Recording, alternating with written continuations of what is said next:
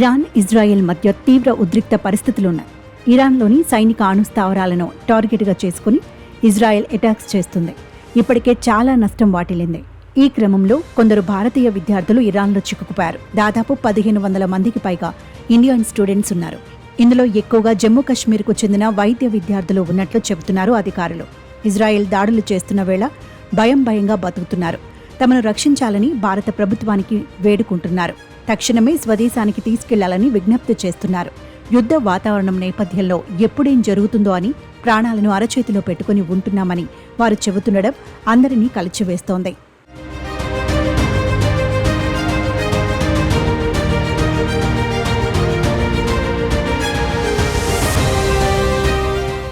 June 13 ఇరాన్లోని సైనిక అణుస్థావరాలపై Israel దాడులు చేసింది.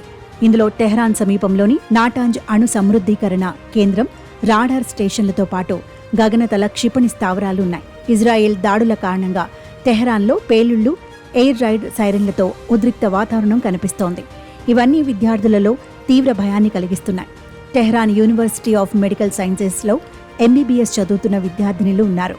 రాత్రుళ్లు 2-3 గంటల తర్వాత దాడులు జరుగుతున్నాయని, భూమి కూడా కంపిస్తోందని భయపడిపోతున్నారు. ప్రస్తుతానికి సురక్షితంగానే ఉన్న ఆందోళన ఉందని చెబుతున్నారు. थर्सडे नाइट को यहाँ पे बहुत ज्यादा बम्बार्डिंग शुरू हो गई थी. रात के 3:30 बजे करीब वो फर्स्ट बम्बार्डिंग थी ईरान पर इसराइल की तरफ से, और उस वक्त बहुत ज्यादा आवाज हुई थी. उसके बाद से दिन के वक्त ये सब नॉर्मल हो गया था, लेकिन जैसे ही शाम होती है यानी कि 7 बजे से 8 बजे के करीब. మరోవైపు ఇజ్రాయెల్ దాడులు, తీవ్ర ఉద్రిక్త పరిస్థితుల నేపథ్యంలో ఇంటర్నెట్ అంతరాయాలు ఏర్పడుతున్నాయి.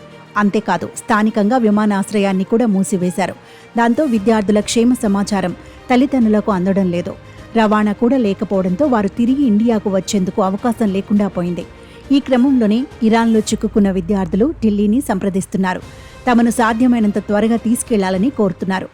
After facing all this, having a point of view is थोड़ा disturbing, क्योंकि हमें ऐसा लगता है कि अगर ये कॉन्फ्लिक्ट हो भी रहा है तो it's between Iran and Israel, and we are Indian students here, and we are appealing कि I know it is possible for Indian government to help us, they can evacuate us. जब Ukraine में war हो रहा था, they did लोगों ने यानी cease fire की डिमांड की थी, I think if I am not wrong, and उन लोगों ने इवैक्यूएट किया था बच्चों को. हम चाहते हैं कि प्लीज हमें भी इस टाइम पे करें, क्योंकि ये एक दो अलग कंट्री के बीच का वॉर है, एंड इसमें इंडियन स्टूडेंट्स यहाँ पे फंसे हैं, जो कि अच्छी बात नहीं है. And we really want help from India.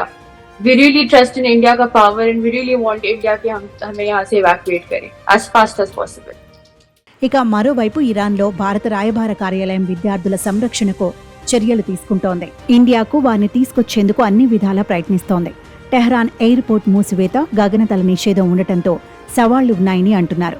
మరోవైపు జమ్మూ కశ్మీర్ సీఎం ఒమర్ అబ్దుల్లా కూడా విదేశాంగ శాఖతో సంప్రదిస్తున్నట్లు చెప్పారు. ఇక ఏది ఏమైనా ఉద్రిక్తతల నుంచి తమ పిల్లలను కాపాడాలని, సేఫ్గా ఇండియాకు తీసుకురావాలని తల్లిదండ్రులు కోరుకుంటున్నారు.